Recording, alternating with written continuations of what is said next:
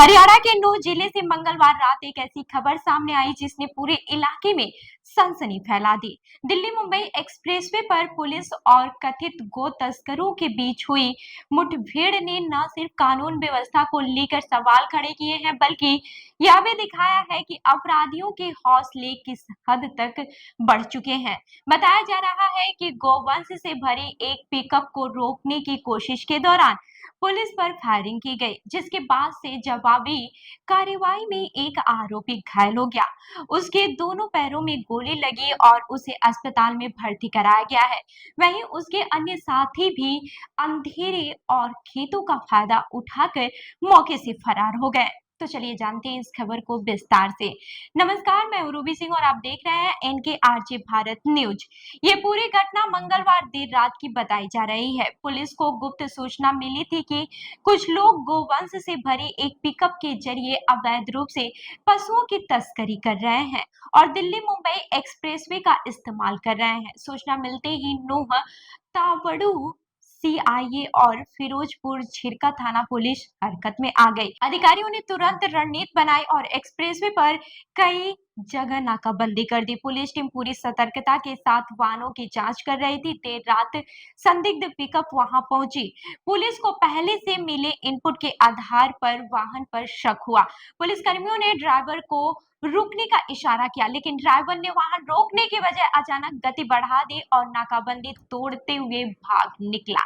इसके बाद से शुरू हुआ हाई वोल्टेज पीछा।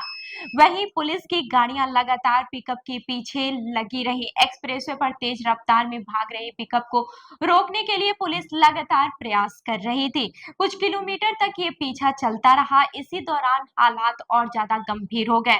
पुलिस के अनुसार जब आरोपियों को लगा कि अब बच निकलना मुश्किल है, तो उन्होंने पुलिस टीम पर फायरिंग शुरू कर दी।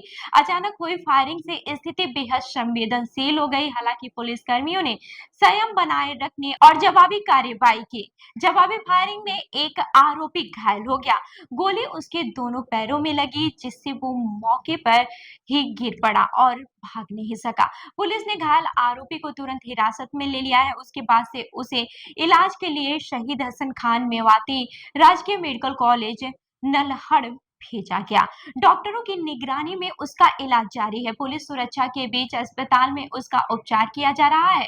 घायल आरोपी की पहचान राजस्थान के धौलागढ़ क्षेत्र के भूतकावास निवासी जमशेद पुत्र दीनू के रूप में हुई है। शुरुआती जानकारी के अनुसार वो कथित रूप से गो तस्करी से जुड़े गिरोह का सदस्य बताया जा रहा है। हालांकि पुलिस उसके पूरे आपराधिक रिकॉर्ड की जांच कर रही है। इसी बीच वाहन में मौजूद अन्य आरोपी मौके का फायदा उठाकर भाग निकले। बताया जा रहा है कि जैसे ही वाहन रुका, कुछ लोग खेतों की तरफ दौड़ पड़े। रात का अंधेरा और खेतों का इलाका होने के कारण वे पुलिस की पकड़ से बाहर निकलने में सफल रहे। पुलिस ने तुरंत आसपास के क्षेत्रों में सर्च ऑपरेशन शुरू किया, लेकिन देर रात तक उसकी गिरफ्तारी नहीं हो सकी। मुठभेड़ के बाद से पुलिस ने पिकअप वाहन की तलाशी ली। तलाशी के दौरान वाहन से 7 गोवंश बरामद किए गए। इसके अलावा एक देसी कट्टा भी मिला। पुलिस ने हथियार और वाहन दोनों को कब्जे में ले लिया। बरामद गोवंश को सुरक्षित स्थान पर पहुंचा दिया गया है। वहीं पुलिस अधिकारियों का कहना है कि ये केवल एक साधारण मामला नहीं है। जांच में ये पता लगाया जाएगा कि गोवंश कहां से लाया जा रहा था और उसे कहां ले जाया जा रहा था। इसके अलावा इस पूरे नेटवर्क में शामिल अन्य लोगों की भी पहचान की जाएगी।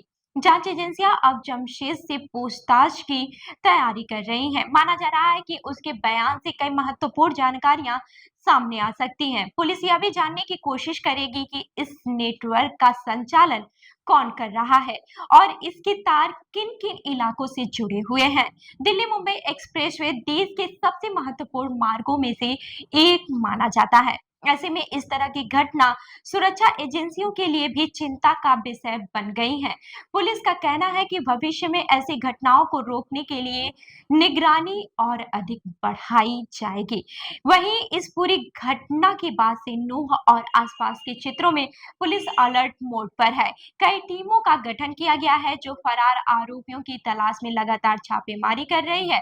राजस्थान और हरियाणा की सीमा पर भी निगरानी बढ़ा दी गई है ताकि आरोपी राज्य से बाहर न निकल सके। वहीं पुलिस प्रवक्ता कृष्ण कुमार ने बताया है कि मामले में संबंधित धाराओं के तहत केस दर्ज कर लिया गया है। पुलिस पर फायरिंग, अवैध हथियार रखने और गोवंश तस्करी से जुड़े सभी पहलुओं की जांच की जा रही है। उन्होंने कहा कि फरार आरोपियों को जल्द गिरफ्तार किया जाएगा। स्थानीय लोगों का कहना है कि एक्सप्रेसवे पर हुई ये घटना बेहद खतरनाक थी। अगर समय रहते पुलिस कार्रवाई नहीं करती तो हालात और भी गंभीर हो सकते थे। वहीं कुछ लोगों ने पुलिस की तत्परता की सराहना भी की है। ये घटना एक बार फिर बताती है कि अपराध से जुड़े नेटवर्क किस तरह नए नए रास्तों का इस्तेमाल कर रहे हैं, लेकिन इसके साथ ही यह भी दिखाती है कि पुलिस और सुरक्षा एजेंसियां लगातार सक्रिय हैं और कानून तोड़ने वालों के खिलाफ कार्रवाई कर रही हैं।